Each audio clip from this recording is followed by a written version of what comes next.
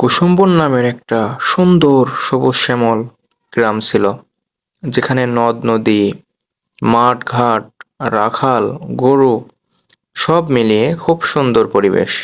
তবে ওই গ্রামে কিছু ডাকাত থাকতো, যারা সবসময় দল বেঁধে চুরি ডাকাতি করার বুদ্ধি করত। এই কুখ্যাত ডাকাতদের জন্য কোনো শান্তি ছিল না। সবসময় তারা চুরি ডাকাতি করে বেড়াতো, আর ওই গ্রামের পুলিশ তাদের পিছে ধাওয়া করত।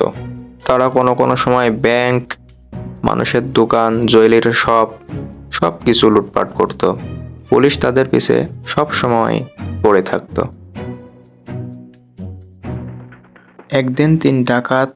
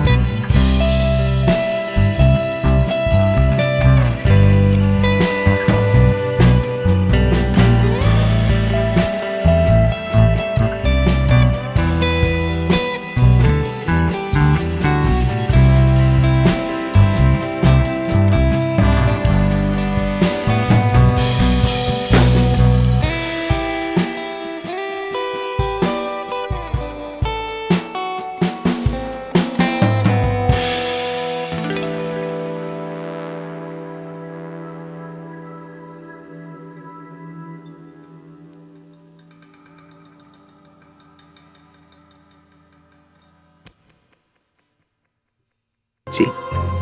তাই বলে তারা রুম থেকে বের হয়ে দিল একটা দৌড় মাথা খোঁজার উদ্দেশ্যে।